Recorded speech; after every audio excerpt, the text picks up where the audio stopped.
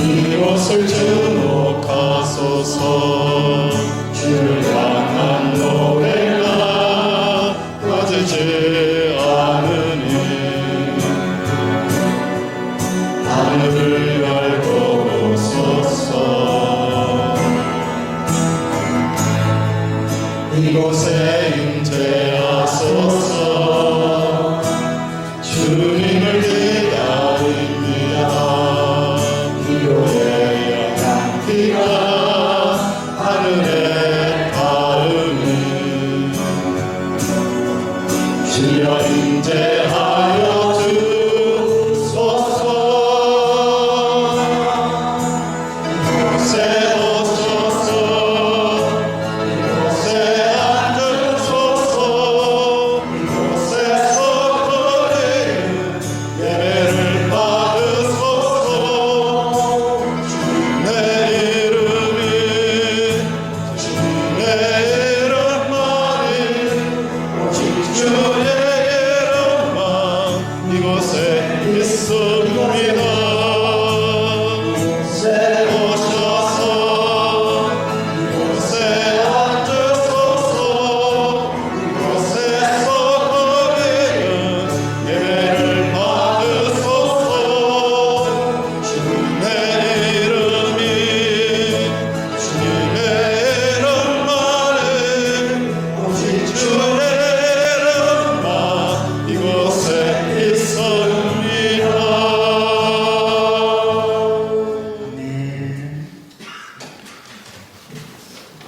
여호와께서 말씀하시되 오라 우리가 서로 변론하자. 너희의 죄가 종 같을지라도 눈과 같이 희어질 것이요 진홍같이 붉을지라도 양털같이 희게 되리라. 이 시간 하나님과 나만이 아는 죄를 회개하겠습니다.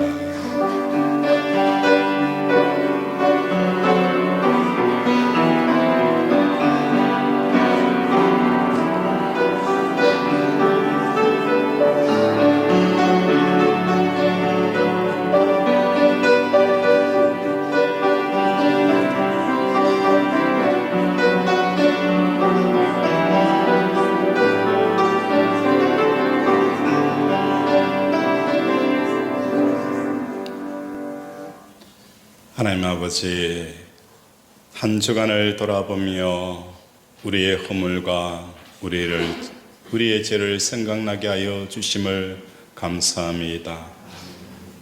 너희는 날씨를 구분할 줄 알면서 왜 천기를 구분하지 못하느냐, 하나님의 때를 구분하지 못하느냐라고 책망하여 주셨던 것처럼 우리는 세상이 돌아가는 소리, 아버지 1초라도 더 빠른 정보를 얻기 위해 세상을 향하여 기울끓였던 우리의 마음들을 이 시간 회개합니다.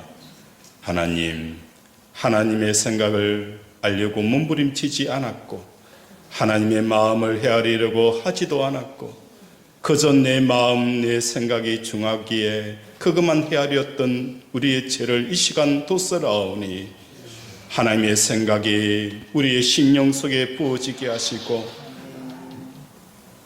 너를 향한 나의 생각을 안하니 재앙이 아니라 생명이며 희망과 미래를 주려 합니다라는 이 희망과 생명의 역사들이 일어나는 귀한 시간 되게 도와 주시옵소서.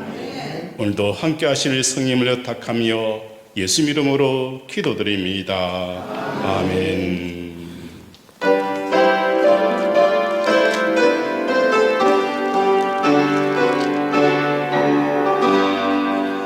기뻐하며 경배하세 영광의 주 하나님, 주 앞에서 우리 마음 피어나는 꽃 같아 죄와 슬픔 사라지고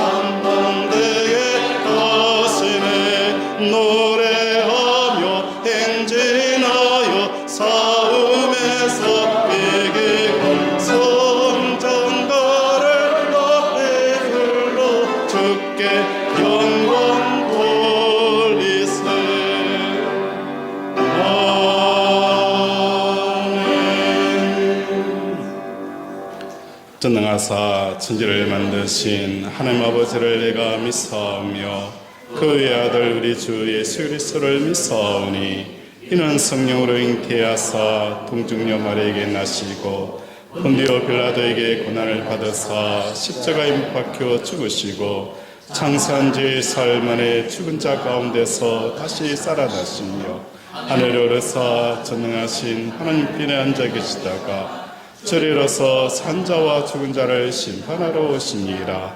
성령을 믿사오며 거룩한 공예와 성도가 서로 교통하는 것과 죄를 사하여 쉬는 것과 몸이 다시 사는 것과 영원히 사는 것을 믿사옵나이다. 아멘.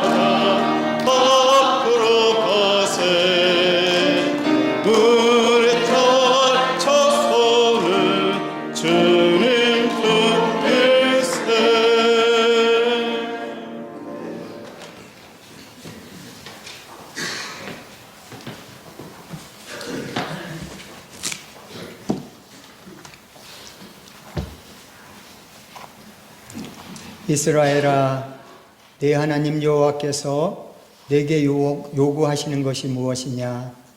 곧 네 하나님 여호와를 경외하여 그의 모든 도를 행하고 그를 사랑하며 마음을 다하고 뜻을 다하여 네 여호와 하나님을 섬기고 내가 오늘 네 행복을 위하여 네게 명하는 여호와의 명령과 규례를 지킬 것이 아니냐? 하늘에 계신 살아계신 나의 아버지 하나님, 하나님의 크신 사랑과 은혜에 감사를 드립니다. 죄로 죽었던 우리를 사랑하사 예수 그리스도의 십자가의 보혈의 피로 깨끗게 하시고 자녀로 삼아주셔서 한 주간도 주의 은혜 가운데 살아가게 하심에 감사를 드립니다. 아버지 하나님, 우리가 살아가는 세상을 바라볼 때에 근심과 걱정만이 우리를 둘러싸지만 수고하고 무거운 짐진 자들아 다 내게로 오라 부르시는 주님께 우리의 무거운 짐과 우리의 삶을 의탁할 때 우리 속에 주님이 주시는 참 평안이 넘쳐남을 고백하며 우리가 환난 중에도 즐거워하나니 환난은 인내는 연단을 소망을 이루는 줄 알기 때문임을 고백합니다. 우리의 싸움은 혈과 육을 상대하는 것이 아니요 통치자들과 권세들과 어둠의 세상 주관자들과 하늘에 있는 악한 영들을 상대함으로 우리의 힘으로는 싸울 수 없사오니 아버지 주께서 세우신 주의 종에게 영육간의 강건함과 주의 말씀의 능력과 권세를 허락하여 주셔서 이 시간 선포되는 말씀으로 말미암아 우리가 주의 능력을 덧입어서 넉넉히 이기게 하여 주시옵소서. 아버지, 이 시간 나라와 민족을 위하여 기도합니다.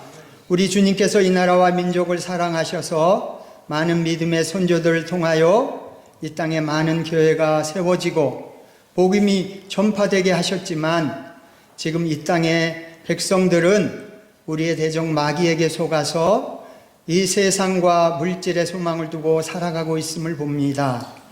그 길에서 뒤돌아서서 주의 품으로 돌아오게 하옵시고 우리가 이 일들을 감당하는 주의 백성이 되게 하여 주시옵소서.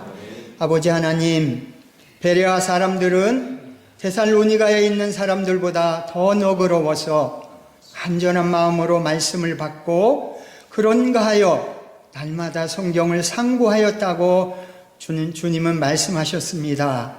우리에게도 이와 같은 마음을 주셔서 날마다 주의 말씀을 상고하고 그 말씀을 따라 살아가는 주의 백성이 되어 하나님의 살아계심과 하나님께서 그 사랑하는 자들에게 복 주시는 분이심을 나타내는 삶을 살아서 이 땅을 변화시키는 믿음의 자녀들 되게 하여 주시옵고 주님의 나라와 주님의 뜻이 이 땅 위에 이루어지게 하여 주옵소서.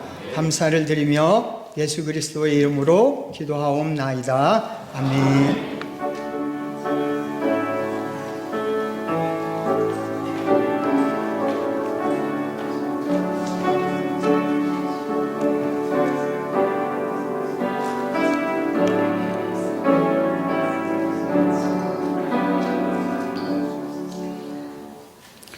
우리 서로 인사하겠습니다. 사랑하고 축복합니다. 사랑하고 축복합니다. 하나님의 사랑과 복이 가득 부어지기를 주님 이름으로 축원을 드립니다. 오늘 볼 말씀은 잠언서 4장입니다. 잠언서 4장 23절에서부터 27절 말씀입니다. 잠언서 4장 23절에서부터 27절, 구약 915페이지입니다.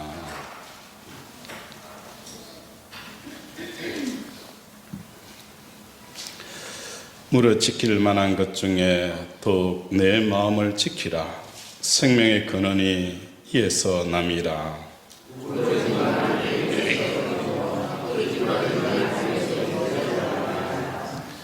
내 눈은 바로 보며 내 눈끝은 내 앞을 곱게 살펴 내 발에 행할 길을 평탄케 하며 내 모든 길을 든든히 하라. 자로나 우로나 치우치지 말고 내 발을 악에서 떠나게 하라. 아멘.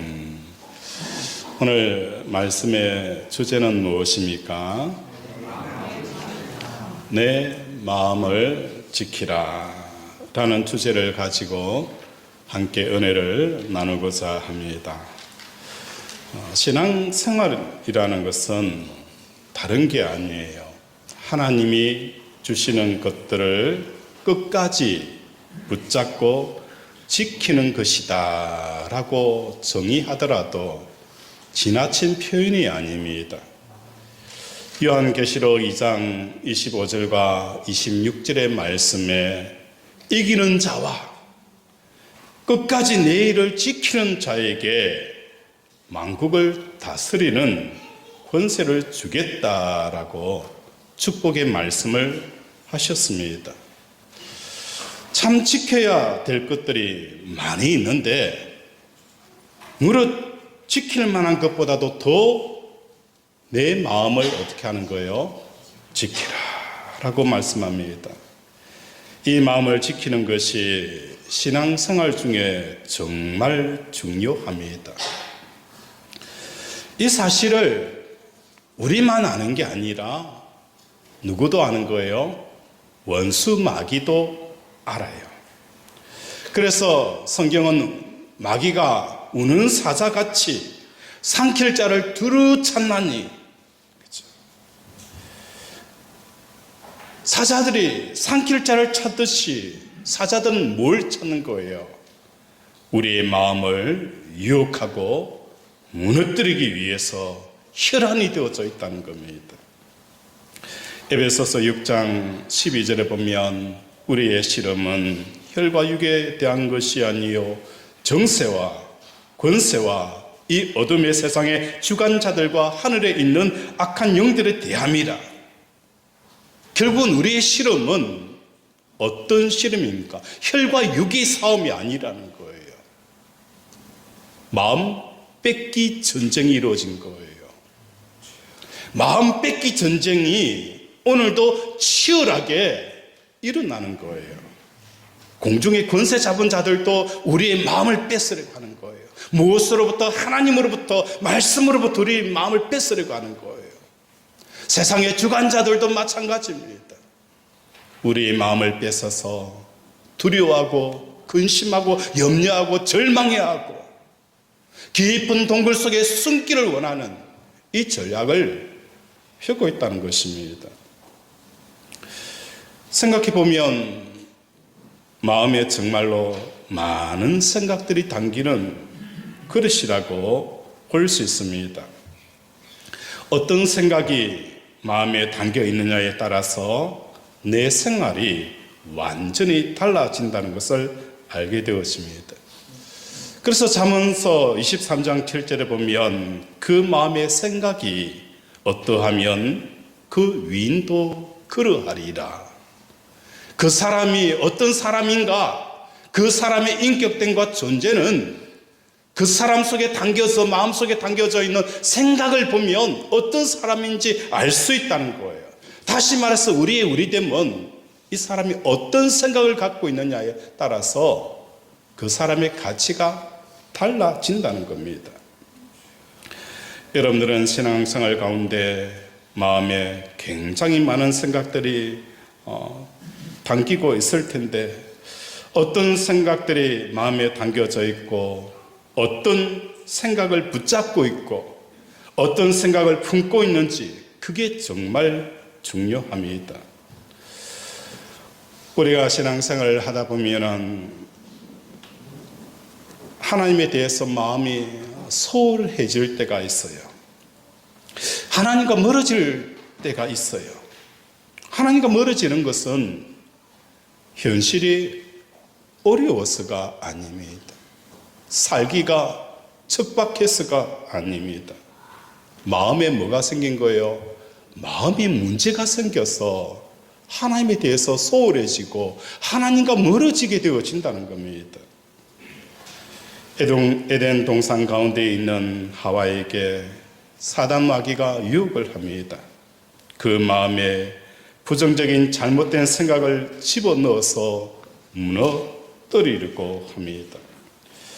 창세기 3장 1절과 3절에 보면 마귀는 하와에게 이렇게 이야기합니다. 하나님이 참으로 너에게 이 모든 실과를 먹지 말라 하더냐? 먹지 말라고 하더냐? 하와에게 재촉을 하는 거예요. 하나님이 참으로 너에게 이 모든 실과를 먹지 말라고 하더냐? 그래요. 참이냐? 그렇다니까요. 정말이냐?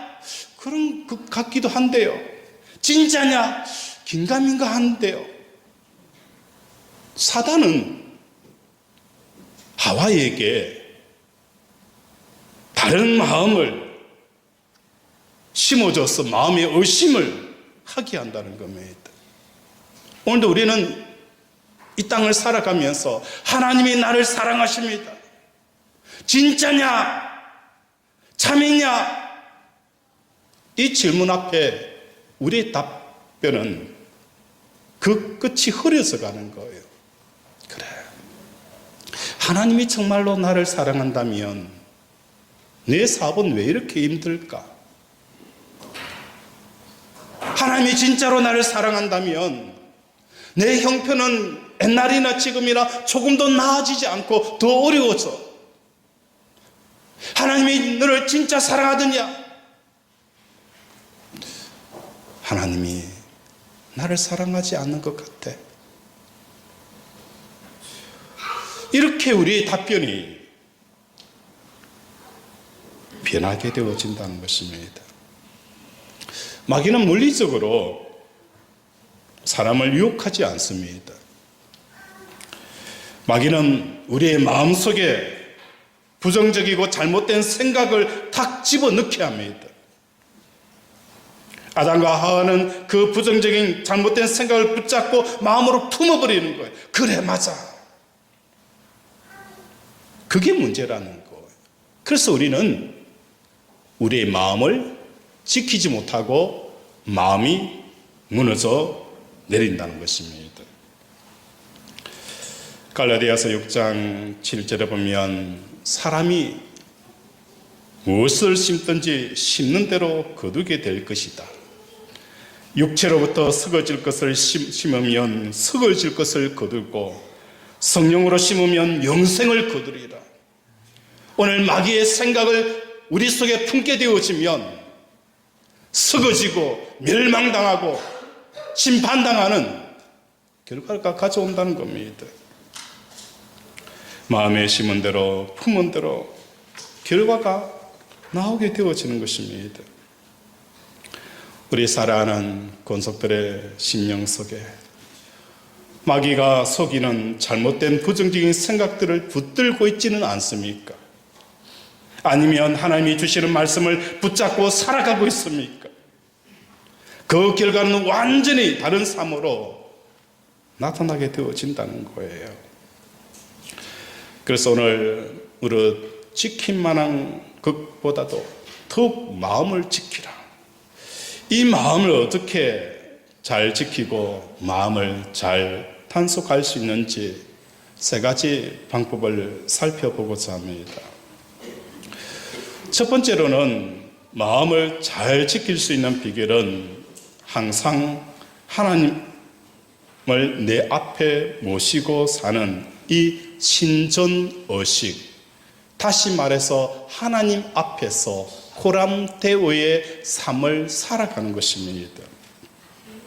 하나님이 항상 나를 보고 계시고 내 형편을 아시고 하나님은 살아계시다라는 이 의식을 마음속에 가질 때에 우리는 뭐 하는 거예요? 내 마음을 지키게 되어진다는 거예요. 신전의식이 사라지게 되어지면 내 마음을 지킬 수가 없는 것입니다. 시편 16편 8절에 보면 내가 항상 하나님을 내 앞에 모심이여 그가 내 오른편에 계심으로 내가 뭐 하는 거예요? 흔들리지 아니하리라. 내가 항상 하나님을 내 앞에 모심이요. 이 신전의식이 바람이 불어도 흔들리지 않는 거예요. 이 나라 저 나라 전쟁이 일어나도 나는 내 심령이 흔들리지 않는 거예요. 사업이 흔들리고 자녀가 문제가 생겨도 내 심령이 흔들리지가 않는 거예요. 흔들리는 이유는 다른 게 아니에요. 하나님 앞에서 하나님의 신전의식, 늘 하나님 앞에서 자기 자신을 볼 수 있는 이 신전의식이 사라질 때에 우리는 마음을 어떻게 해요? 지키지 못하는 것입니다. 사람들이 죄를 지을 때 왜 담대합니까? 사람들이 죄를 지을 때 왜 담대하는 이유는 다른 게 아니에요. 하나님을 의식하지 않기 때문입니다. 하나님을 조금도 두려워하지 않기 때문입니다.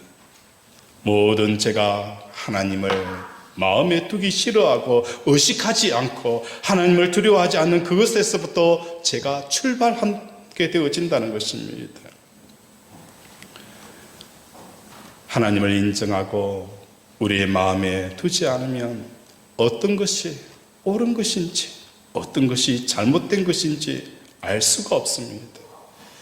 여러분, 절대 진리는 하나님의 말씀입니다. 옳은 것에 대한 기준이 말씀이라는 거예요. 근데 세상 사람들은 이 하나님 말씀을 마음에 두지 않는다는 겁니다. 인정하지 않는다는 것입니다. 자기가 하고 싶은 것이 바로 진리라는 거예요. 내가 하기 쉽고 편한 생각들을 진리로 여기는 거예요. 내가 하기 쉽고 편한 생각들이 얼마나 많이 있습니까? 나에게 좋은 소리를 이야기하는 사람은 우리는 뭐예요? 내 친구다 라고 우리는 너무 편하게 생각해 버려요. 하나님의 생각은 우리 입장에 보면 결코 편한 생각 속에서 얻어질 수 있는 게 아니더라는 거예요. 하나님의 생각을 얻기 위해서는 날마다 자기를 부정하고 부인하고 자기 십자가를 질 때에 그때 하나님의 생각이 내 속에 임하더라는 거예요. 우리는 지금 보고 듣고 느끼는 이 생각을 그냥 편하게 결론을 내버려요. 고민이 없어요. 갈등이 없어요. 이렇게 생각하면 안 되지, 이렇게 생각해 보지 않는 거예요. 내가 이 생각이 맞는 것인지, 그냥 생각하고 있는 것이 이것이 맞는 것인지 우리는 검증도 하지 않고 그냥 편하게 생각해버리고 편하게 결론을 내버리고 그 결론에 따라서 우리는 뭡니까? 행동하는 거예요.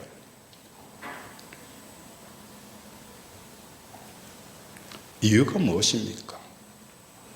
하나님을 마음에 두기 싫어하기 때문입니다. 어느 집사님이 딸과 더불어 백화점에 갔습니다. 오랫동안 벼르다가 이번에는 밍크 코트 하나 사야지 백화점에 갔어요.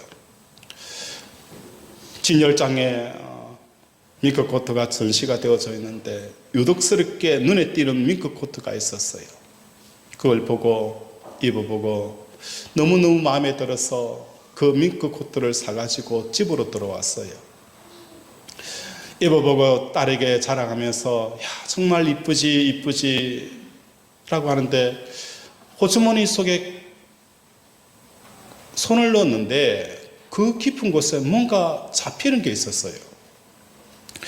뭐지? 라고 끄집어내 보니까 그 호주머니 안에 다이아 반지가 들어가 있었어요. 어머니도 놀라고 딸도 놀랍니다. 어머니가 딸을 봅니다. 그 눈빛은, 그래, 우리가 이 다이아 반지 우리 거라고 해도 문제되지 않겠냐, 이거 우리 가질까? 이런 눈빛을 딸에게 보내는 거예요. 딸은 엄마에게 어떤 눈빛을 보내는 거예요? 엄마, 안 돼. 엄마, 안 돼. 우리는 하나님의 백성이잖아. 우리는 하나님의 백성이잖아. 하나님의 백성이면 하나님의 백성답게 살아야 되는 것 아니냐. 그 눈빛을 읽고 엄마는 전화를 걸어서 이 다이아 반지가 나왔습니다 라고 그 반지를 돌려 주었다는 것입니다. 오늘 이 다이아 반지를 갖고 싶은 이 마음, 그 마음에서 지킬 수 있는 것은 하나님의 신전도식 앞에 살아갈 때에 우리는 우리의 마음을 지키게 되어진다는 거예요.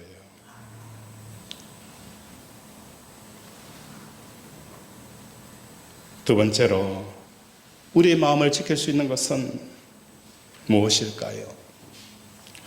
하나님의 귀한 말씀을 마음의 판에 새겨서 치우지지 않도록 새기는 것입니다.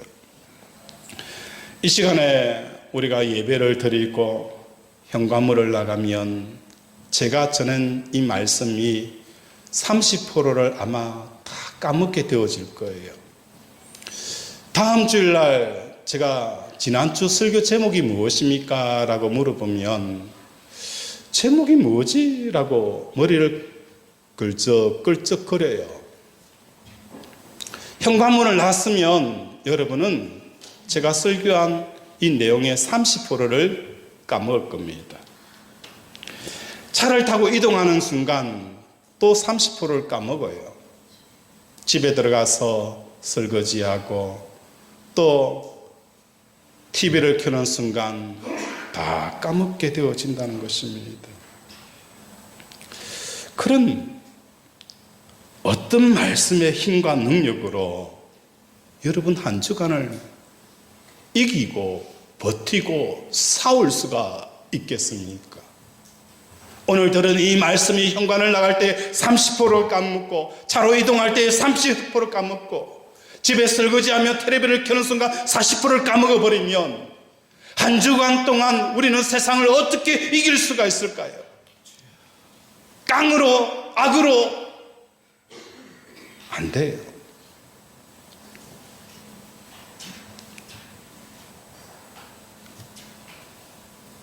하나님의 말씀은 의도적으로 마음판에 새겨야 합니다. 여러분이 지금 앉아서 말씀을 듣고 있어도 말씀에 새기는 것과 듣는 것은 전혀 다르다는 거예요. 우리는 의도적으로 뭐 하는 거예요? 말씀을 마음에 새겨야 된다는 거예요. 의도적으로 생각하지 않으면 안 되는 거예요. 왜 우리 교회에서 오전에 드린 말씀을 가지고 오후에 다시 묵상하게 되어지는 이유가 무엇 때문인 거예요? 의도적으로 여러분의 신비의 말씀을 새기는 거예요. 이 말씀을 삶의 현장에 들어가서 살아보는 거예요. 그것이 내 말씀이 되어지고 내 살이 되어지고 내 피가 되어지는 거예요. 피가 되어지고 살이 되어지는 이 말씀은 여러분이 어떤 환경에 가고 어떤 처지에 처해 있고 어떤 상황 가운데서도 이 말씀으로 살아내는 능력이 여러분 속에 근력이 길러지는 겁니다.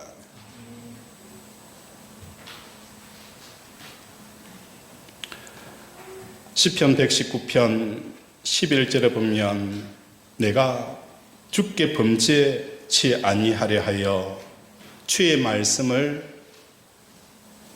예배당에 두었나이다. 시편 119편 11절에 보면 내가 주께 범죄치 아니하려 하여 주의 말씀을 어디에 두었다라고 하는 거예요? 예배당에 둔 게 아니잖아요. 내 마음에 두었나이다.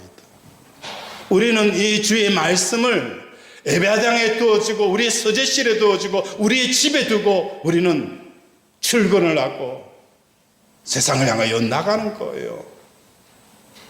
내가 주께 범죄치 아니하여 주의 말씀을 교회에 두는 게 아니에요. 내 마음에 두어야 되는 거예요. 그래서 어디에 가든지 내가 있는 그곳에 내 마음이 있기 때문에 주의 말씀을 담고 가는 겁니다. 여러분의 마음에 두어야 되는데 아예 칼로 새기듯 불에 달궈진 쇠로 가지고 여러분 마음판에 찢듯이 찢어야 여러분의 말씀이 되어지는 거예요. 히브리서 2장 1절에 보면 너희가 들은 모든 것을 간절히 상가할지니 흘려 떠내려갈까 주의하라 라고 말씀하는 거예요. 하나님의 말씀은 뭐예요? 간절히 지키라는 거예요. 잡아라는 거예요. 그렇지 않으면 이 말씀은 어떻게 하는 거예요? 흘러 떠내려가는 속성이 있다는 거예요. 말씀이 문제가 아니라 우리가 살아가는 이 세상이 문제라는 거예요. 씨 뿌린 비유를 여러분 알지 않습니까? 농부가 씨를 뿌렸을 때에 그 씨가 땅에 떨어지자마자 누가 이 씨를 낚아챕니까? 새가 와서 낚아챈다는 거예요. 이 새가 누구예요? 마귀 원수라는 거예요.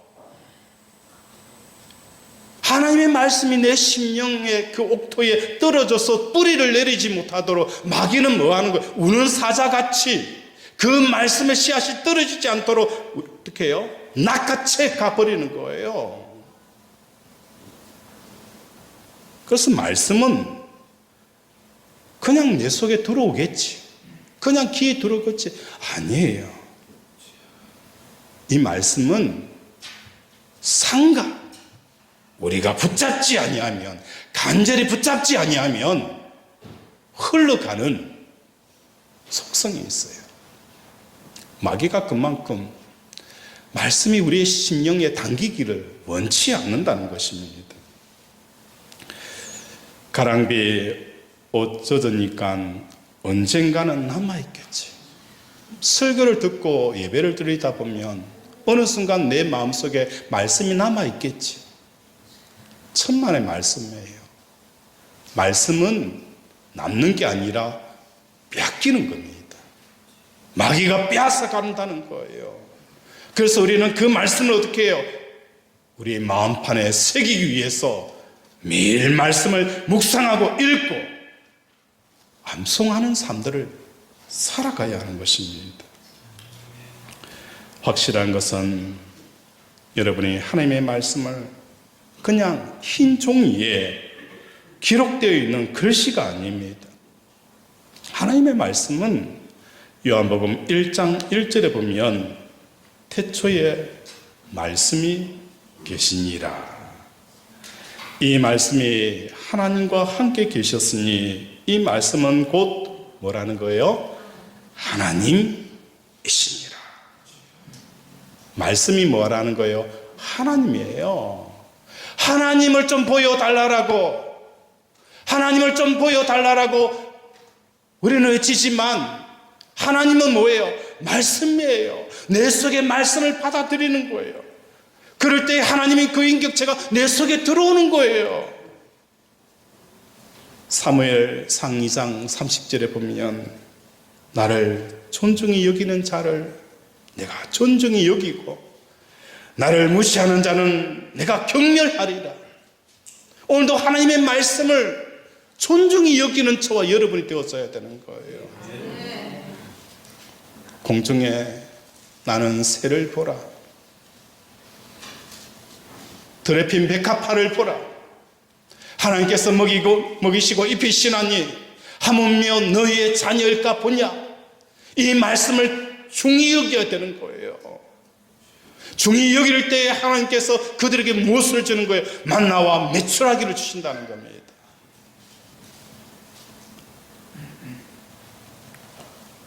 또한 하나님의 말씀은 히브리서에서는 하나님의 말씀은 살아있고 운동력이 있어서 좌우의 날쌘금보다 더 예리하여 공과 골수와 관절을 찔러 쪼개기까지 하며 사람의 심장 폐부를 감찰하시느니라 라고 말씀하십니다.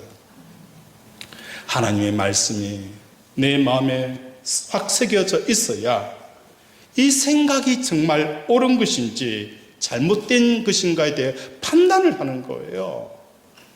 너무 쉽게 생각하는 우리의 생각이 이거 잘못되어졌어.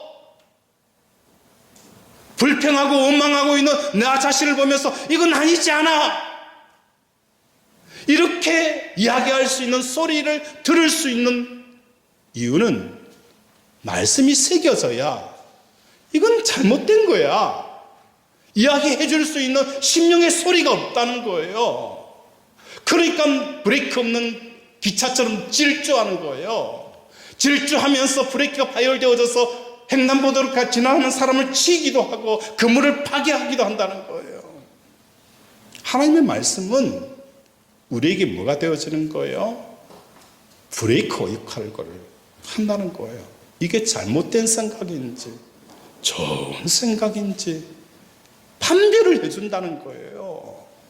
하나님의 말씀이 없으면 편한 생각 가지고 살아가다가 브레이크 없는 파열처럼 들이받는다는 겁니다. 하나님의 말씀으로, 말씀 때문에 우리는 어떻게 해야 되는 거예요? 하기 싫지만 하게 되는 경우가 있어야 되는 거예요. 이게 뭡니까? 하나님의 말씀을 존중히 여기는 거예요. 정말 하기 싫지만 저 사람에게 사랑하고 하기 싫고 그 사람에게 임사 하나 건네기 싫지만 많은 거예요. 하나님의 말씀이 내 속에 들어와서 친교야 그러면 안 되지 않느냐. 저 사람이 나를 미워하고 나에게 욕하고 나에게 자존심 상하게 하더라도 너는 그렇게 하면 안 돼라는 이 마음이 없기 때문에 우리는 뭐예요? 그대로 대갚아 주는 거예요. 오른뺨을 때리면 왼뺨을 때리고요.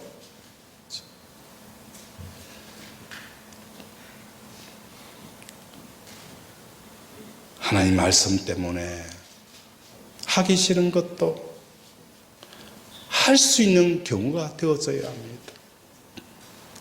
말씀 때문에 정말 하고 싶지만 포기하고 절제할 때도 있어야 합니다. 왜냐하면 하나님의 말씀은 살아있고 운동력이 있어서 날생금보다 더 예리하다는 겁니다.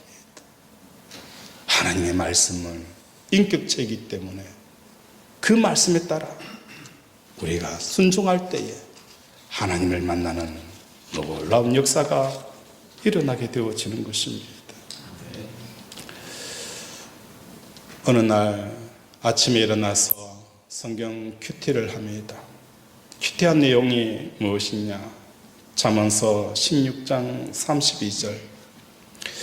노하기를 더디하는 자는 용사보다 낫고 자기의 마음을 다스린 자는 성을 빼앗는 자보다 낫는지라 라는 말씀을 묵상하게 되어집니다.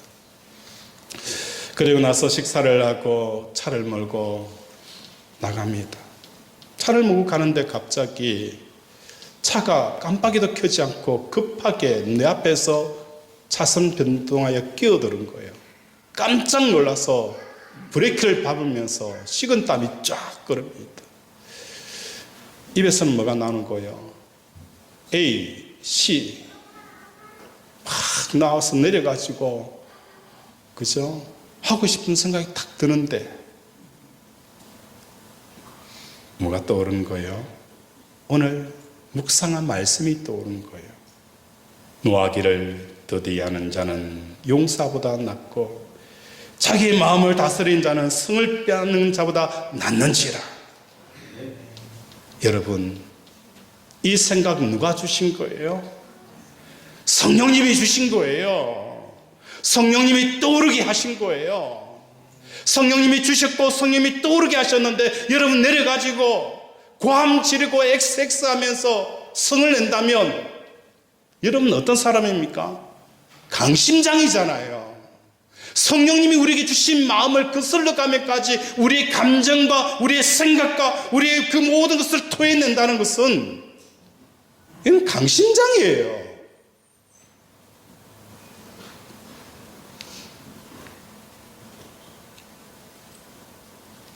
무엇이 우리의 마음을 지켜주는 것입니까? 말씀이 우리를 지켜주시는 거예요. 그래서 성경은 하나님의 말씀이 지워지지 않도록 달궈진 쇠로 내 마음에 찢어야 된다. 마음판에 새겨야 한다. 라고 말씀하는 거예요. 우리 성경 한 구절을 찾아볼까요? 욥기 33장입니다. 우리 욥기 33장을 한번 찾아보도록 하겠습니다.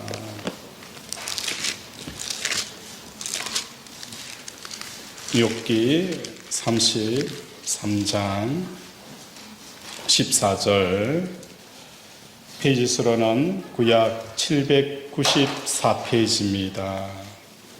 794페이지 욥기 33장 14절 에서부터 18절까지 우리 함께 읽도록 하겠습니다. 794페이지 욥기 33장 14절 시작.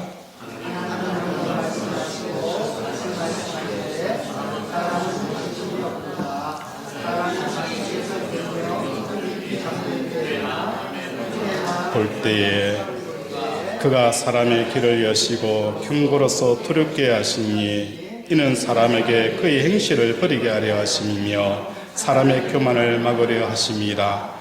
그는 사람의 혼을 구덩이에서 빠지지 않게 하시며 그 생명을 칼에 맞아 멸망하지 않게 하시느니라. 아멘. 하나님은 한 번 말씀하시고 못 알아들으니까 다시 말씀하시되 사람은 뭐예요? 관심이 없다 라고 표현하는 거예요. 사람이 침상에서 졸며 깊은 잠을 잘 때에 꿈이나 밤에 환상을 볼 때에 그가 사람의 길을 여시고 경고로서 두렵게 하시나니 이는 사람에게 그 행실을 버리게 하시고 그 행실을 버리게 하시고 사람의 교만을 막으려 하십니다. 그는 사람의 혼을 구덩이에 빠지지 않게 하시며 그 생명을 칼에 맞아 멸망하지 않게 하시려 하시느니라. 하나님께서 우리에게 뭘 하는 거예요? 한 번 말씀하시고 또 다시 말씀하는 이유는 다른 게 아니에요. 꿈에도 환상에도 우리에게 나타나서 말씀하십니다. 그 꾀를 버리라는 거예요. 지금 쓰는 이 꾀와 수는 여러분의 호재일 수 있을는지 모르겠지만 이건 반드시 너에게 뭐예요? 우리에게 악함으로 다가온다는 거예요. 뿐만 아니라 그 사람의 혼을 구덩이에서 빠지게 하는 겁니다. 빠져 끈져내는 것이고 생명의 길에 칼로 멸망치 않게 하시려고 하나님께서 우리에게 말씀하시는 것입니다. 마음의 말씀이 새겨져 있을 때 성령님께서는 그 말씀의 금을 사용하여서 우리의 마음을 어떤 미혹과 죄와 환경 속에서 우리를 뭡니까? 지키시고 인도하시고 보호하신다는 거예요. 우리 속에 새겨져 있는 그 말씀을 가지고 우리를 지키는 거예요. 우리를 인도하시는 거예요. 우리를 위로하시는 거예요.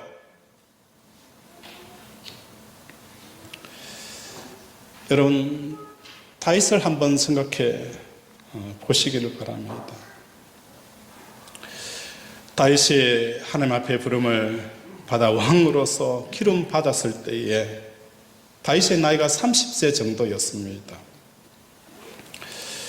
20년 정도 지날 동안 다윗은 시편 119편 97절에 보면 총일토록 여호와의 말씀을 묵상하였던 다윗, 시편 147편에 보면은 새벽에도 일어나서 하나님의 말씀을 묵상하였던 다윗, 저녁에도 잠자리에 자면서도 하나님의 말씀을 묵상하면서 침상을 적셨던 그 다윗.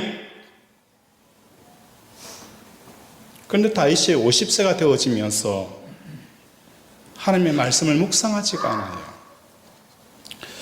사무엘하 11장 2절 한번 찾아볼까요? 우리 사무엘하 2장 우리 한번 찾아보겠습니다. 사무엘하 2장 11절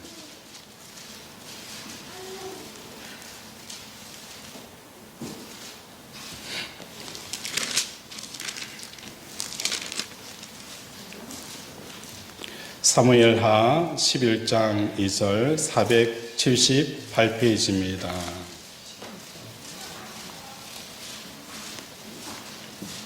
사무엘하 11장 2절입니다. 우리 1절, 2절 한번 볼게요. 우리 함께 읽겠습니다. 시작.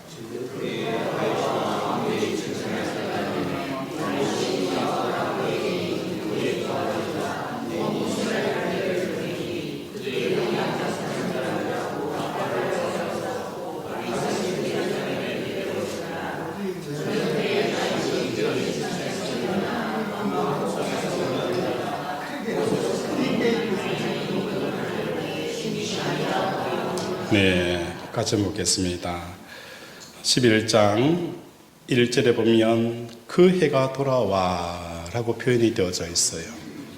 그리고 2절에는 저녁 때에 다윗이 그의 침상에서 뭐 하는 거예요? 일어나. 낮과 밤이 바뀌어 버렸어요.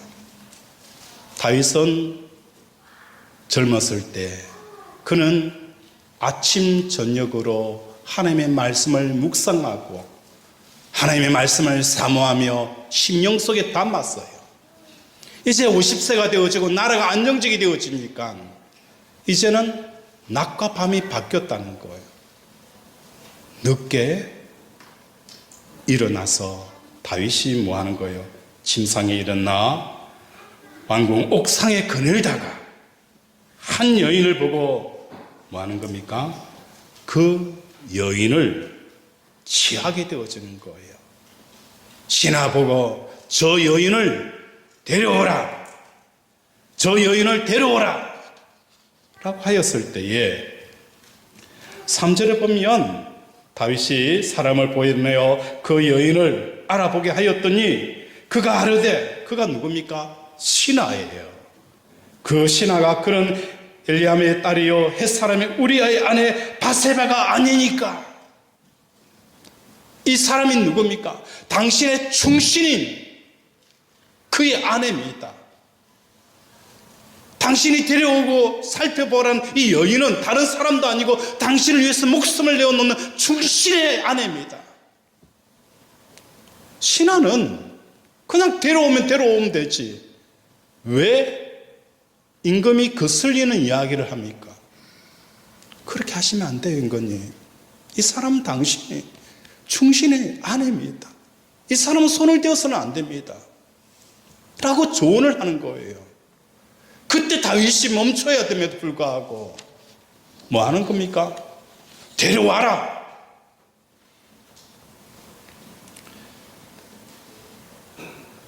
여러분, 그럴 정도로 다윗이 어떻게 마음이 무너지고 그 마음을 다 빼앗긴 것을 보게 되어진 거예요. 마음이 빼앗기는 것은 말씀이 빼앗기기 때문입니다. 말씀을 빼앗기면 100% 마음도 뺏기게 되어지는 거예요. 전에 같았더라면, 말씀으로 무장되어져 있던 다윗이었더라면 단칼에 그 생각을 잘라버렸을 거예요. 그런데 말씀을 빼앗겨버린 거예요. 침상에서 말씀을 붙들고 아침 저녁에 일어나서 말씀을 묵상하고 왕의 자리로, 전쟁의 자리로 나갔던 그 다윗이 이제는 낮과 밤이 바뀌어져 버린 거예요. 말씀을 묵상하지 않는 거예요. 말씀의 가슴에 새기지 않는 거예요. 말씀을 빼앗기니까 충신의 아내를 빼앗는, 마음을 빼앗겨버리는 결과를 가져온 것입니다. 우리의 마음판에 하나님의 말씀을 불로 가지고 말씀의 칼로 한 방울 한 뜸 한 뜸 새기는 저와 여러분이 되어지길 원합니다. 그 새겨져 있는 말씀을 통하여 성령님께서 여러분을 인도하고 돕고 역사하시며 지혜와 길을 여는 귀한 도구로 사용되어진다는 것입니다. 세 번째, 우리가 마음을 지킬 수 있는 비결은 빌레몬서 1장 6절입니다. 우리 빌레몬서 함께 찾아보도록 하겠습니다.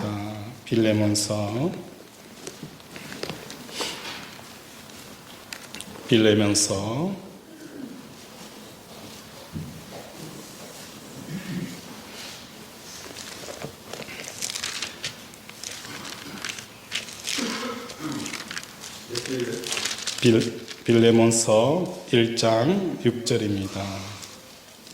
신약 몇 페이지죠? 351페이지입니다. 빌레몬서 1장 6절 7절 한번 읽겠습니다. 시작.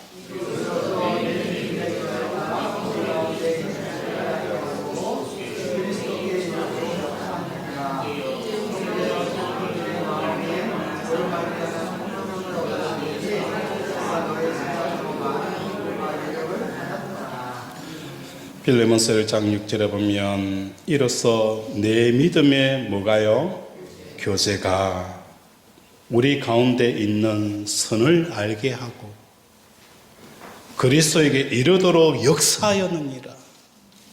믿음의 교제가 뭐 하는 거예요? 우리의 마음을 지킨다는 겁니다. 7절에 보면 형제여 성도들의 마음이 너로 말미암아 편안함을 얻었으니 내가 너의 사랑으로 많은 기쁨과 위로를 받았노라. 우리의 마음을 지키는 것은 성도의 믿음의 교제가 우리의 마음을 지키게 한다는 것입니다. 신앙생활을 하다 보면 가까이에 있는 형제 자매를 통하여서 가끔 인생의 화살들을 맞을 때가 있습니다. 사무엘하 7장 14절에 보면 사람 막대기와 인생 채찍을 두셨다라고 말씀하십니다. 어떤 말로, 어떤 태도로, 어떤 행동으로 내 마음이 아프고 불편한 그런 인생의 화살들을 맞을 때가 있습니다. 특히 가까이에 지내는 형제나 친척이나 또 교우들을 통하여서 그 화살을 맞을 때가 있다는 거예요. 그때 정말 힘들고 아프고 괴롭습니다. 이럴 때 어떻게 해야 될까요? 이럴 때 보통 우리는 본능적인 마음으로는 누가 쏜 거야? 왜 저 사람이 나에게 이 화살을 쏘았지? 나는 잘해줬는데 왜? 우리는 이런 불화살을 맞을 때에 화살을 쏜 사람을 주목하는 거예요. 화살을 쏜 사람을 주목하는 겁니다. 그리고 이 분노의 마음, 미움의 마음들이 불이 꺼지지 않도록 보온밥에 탁 넣어놓는 거예요. 세상 사람들은 싸우고 나면 뭐예요? 소주 한 잔으로 기분을 풀어요. 그런데 교인들은 뭡니까? 야, 그 열기가요 평생 가더라는 거예요. 이거 용광로도 아니고 이게 뭡니까 이게? 그죠? 나에게 상처를 주고 아픔을 준 사람들에 대한 그 분노의 마음이 식어질 줄을 모르는 거예요. 주님의 사랑은 빨리 식어지는데 나를 아프게 한 사람은 식어질 줄을 모르는 거예요. 몇 년 전에 했던 거 똑같이 반복하면서 이야기하는 거예요. 그때 내가 얼마나 힘들었는지 아직까지도 기억하고 있더라는 거예요. 우리는 뭡니까? 예전 것은 지나가나니 새로운 피조물이다. 날로 새롭다. 날로 새로운 게 아니라 날로 뭡니까?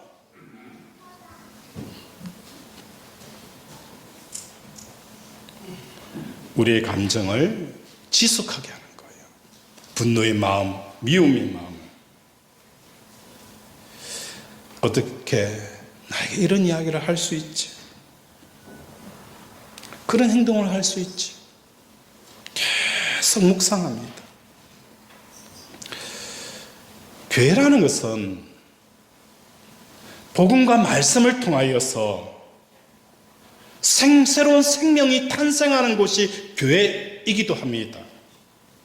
하지만 교회는 구원받은 성도들이 하나님에게 영광받기에 합당한 자로 성장시키는 곳이 교회이기도 하다는 거예요.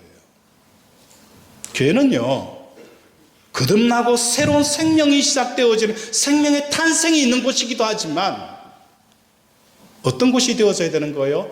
태어난 아기가 베이비로 사는 게 아니라 자라는 겁니다. 영적인 자람이 있어야 되는 거예요.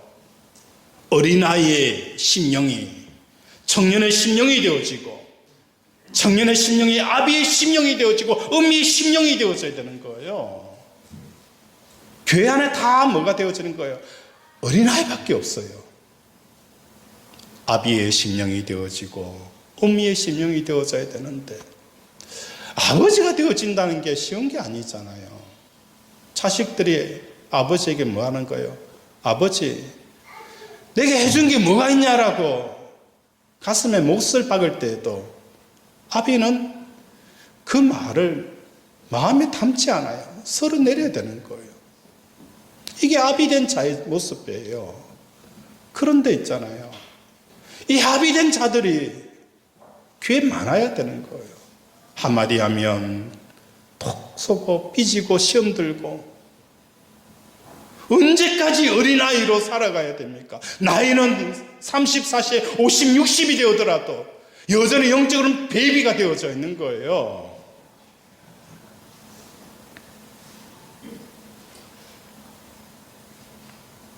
단단한 믿음은, 견고한 신앙은 저절로 그냥 되어지는 게 아니에요. 단단한 신앙과 견고한 신앙은 저절로 되어지지 않아요. 만들어지는 겁니다. 어떻게 만들어집니까? 부딪히고 끼워지고 갈아지면서, 그러면서 단단하게 되어지는 거예요. 유튜브에 이런 내용을 봤어요. 50년 된 망치와 막 만들어진 망치, 이 두 가지를 프레스로 눌렸어요. 어느 게 더 튼튼할까? 어느 게 더 튼튼할까요? 50년 된 망치를 먼저 올렸어요. 5톤, 10톤 눌려도 망치가 그대로예요. 막 나온 튼튼하게 만들고 새로운 망치를 올렸더니 5톤도 견디지 못하고 바로 찌그러져 내렸다는 겁니다. 오늘 단단한 믿음, 견고한 믿음, 깨어지고 부서지고 인생 막대기와 사람 채찍을 통하여서 갈고 갈라져서 단단하게 되어지는 거예요. 그래서 5톤, 10톤, 20톤은 누르더라도 견디는 겁니다.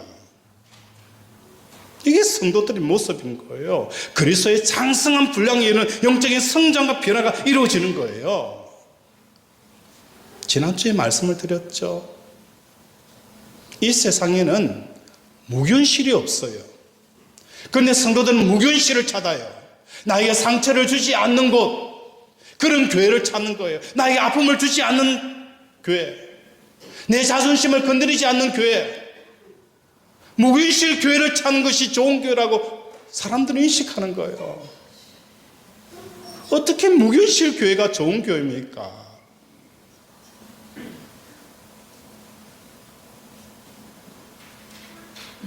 단단해져야 됩니다. 그냥 단단해지는 게 아니에요. 두드리고 두드리고 맞고 두드리고 맞고 두드리고 맞고 두드리고 하면서 단단해지는 겁니다.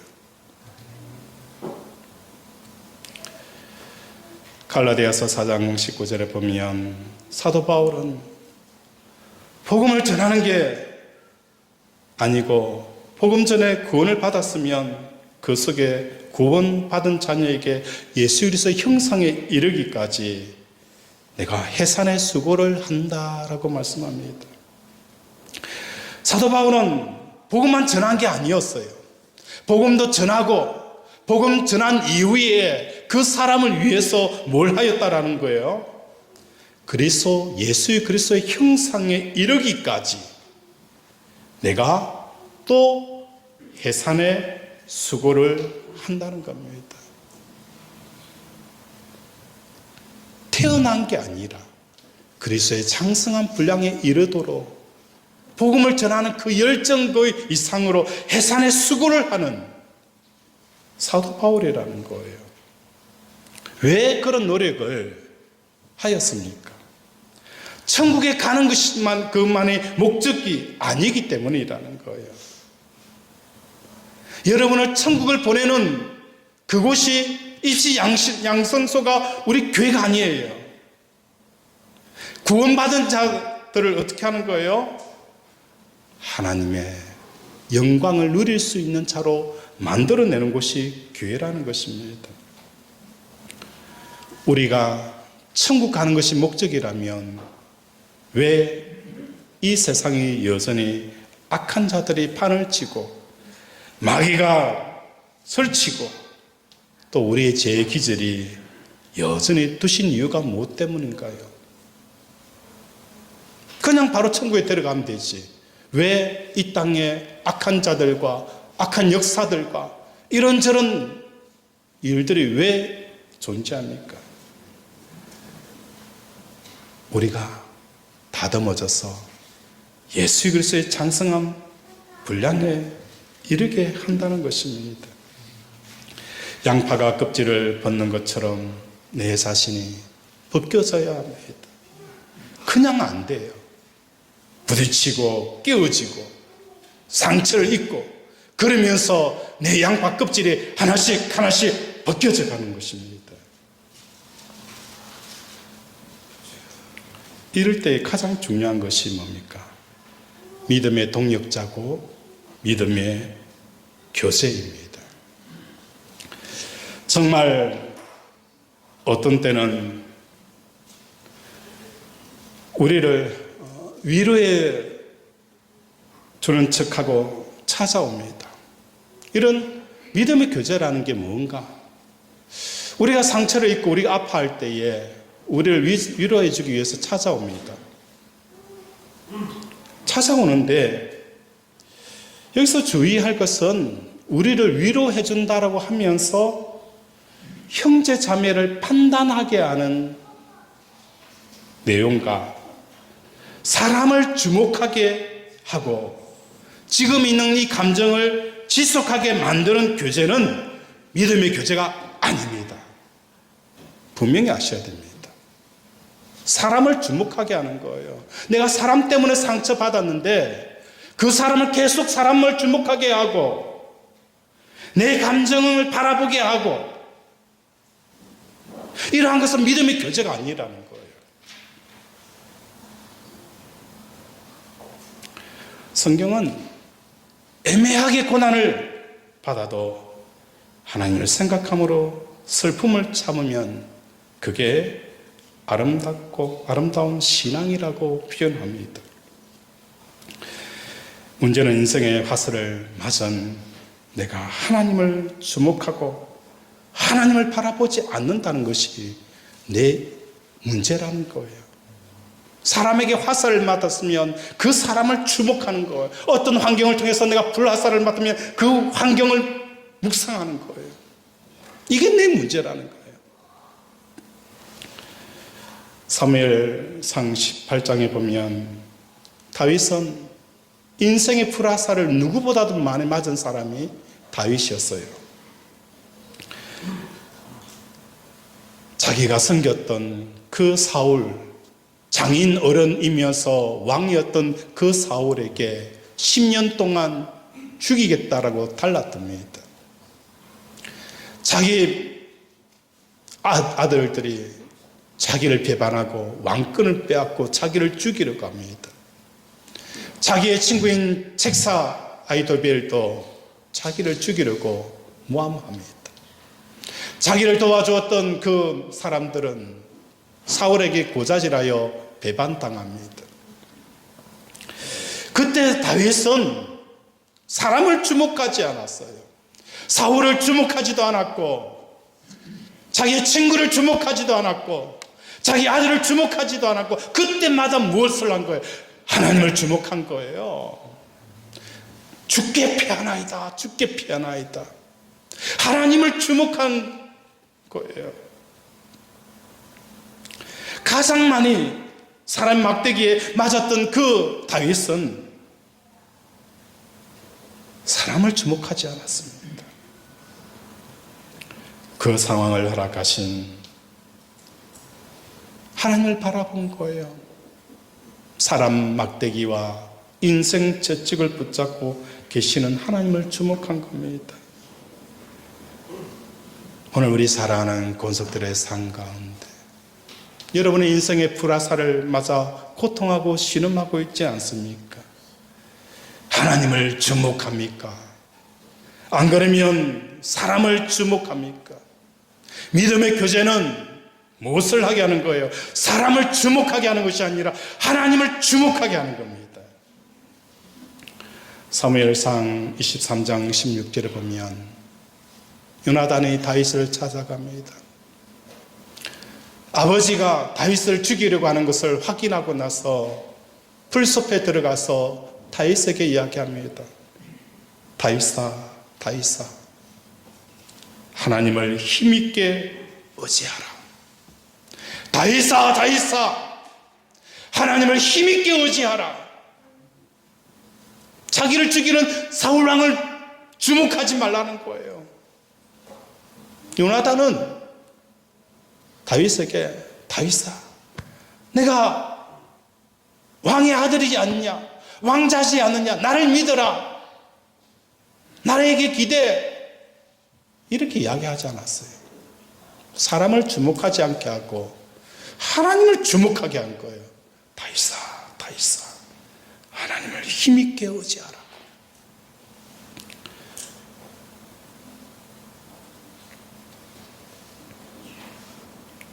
마지막으로 이사야 42장 말씀에 이렇게 말씀합니다.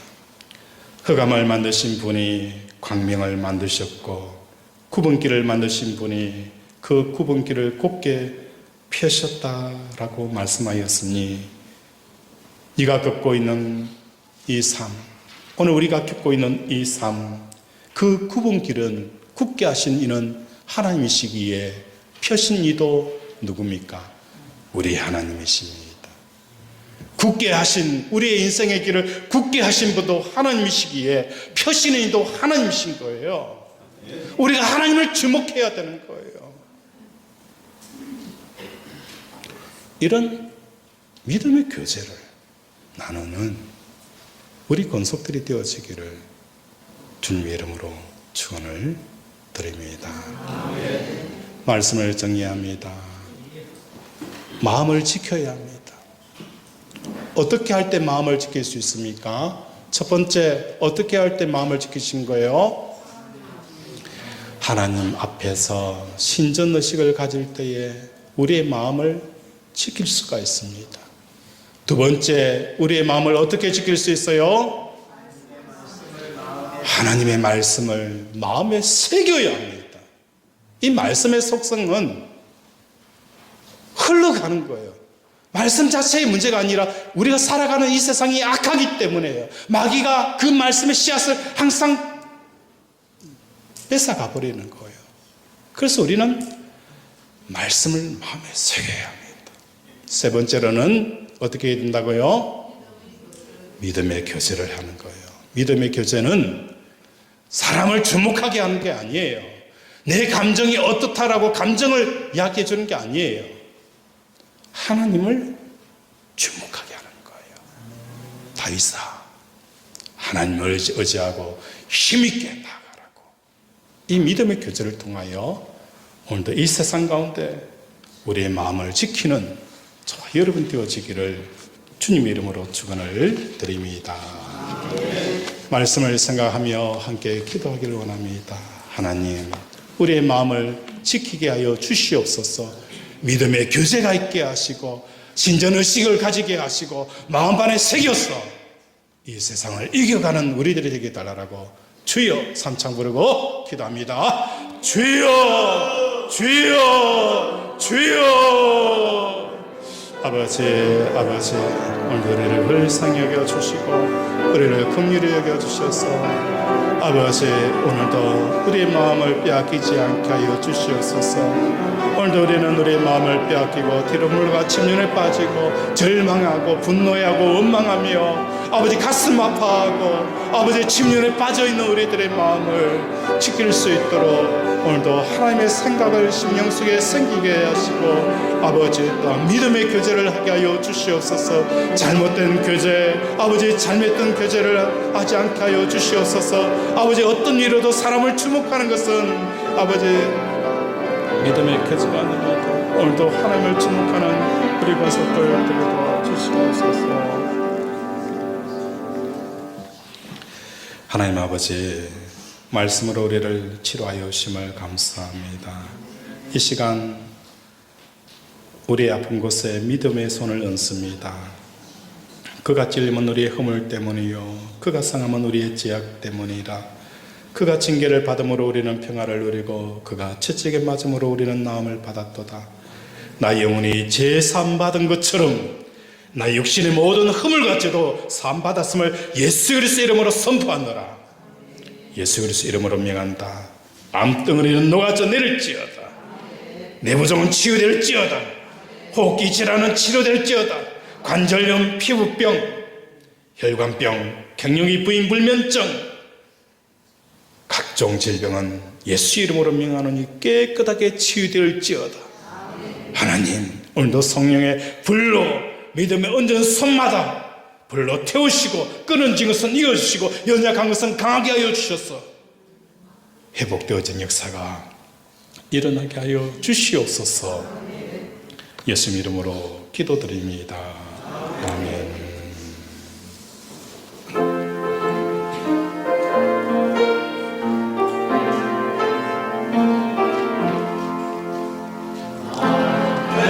계속하신 예수께 내 생명 모두 드리니 늦은 세라 깨어서서 내 구주 예수여.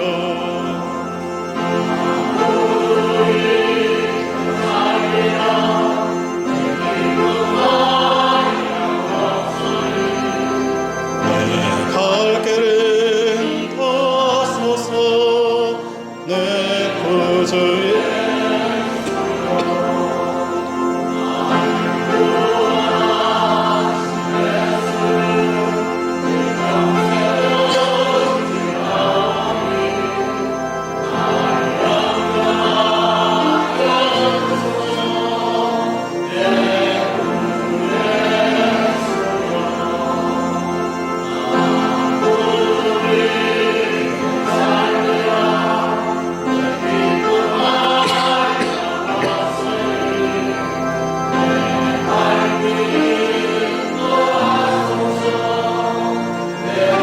구주 예수여. 주 십자가에 달리사 날 자유하게 했으니 내 온갖 마음을 주 위에 다스게 하소서. 나 구주 위에 살리라. 내 기쁨 하양 왔으니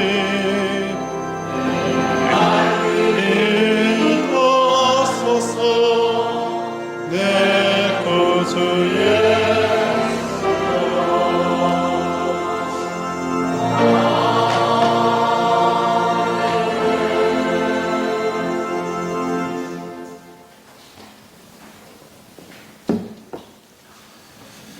하나님 아버지, 오늘 귀한 예물을 하나님 앞에 올려드렸습니다.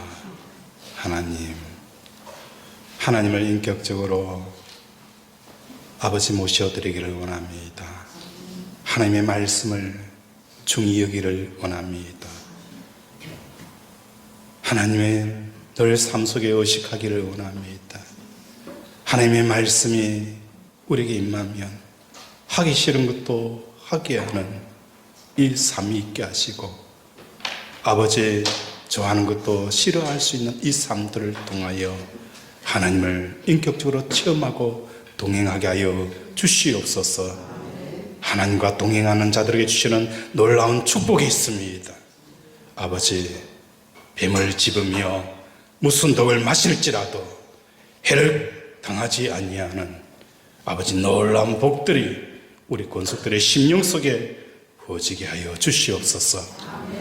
우리 가정을 축복하시고 자녀를 축복하시고 직장을 축복하여 주시옵시고 사업의 복을 주셔서 이 어렵고 힘든 때에 가는 곳마다 우물이 솟아오르는 역사가 일어나게 하여 주시옵소서. 오늘도 함께 오심을 감사드리오며 예수 이름으로 기도드립니다. 아멘. 교회 소식 알려드립니다. 오후 예배 후에 당회가 있습니다. 장로님들은 참여하여 주시기를 바랍니다. 그리고 월요일부터 제자 양육반이 시작이 되어집니다. 하신 분들은 월요일 화수 주중에 할 수 있도록 그렇게 준비해 주시고 전화 주시면 되겠습니다. 우리 다 함께 일어나서 회송하고 축도하도록 하겠습니다.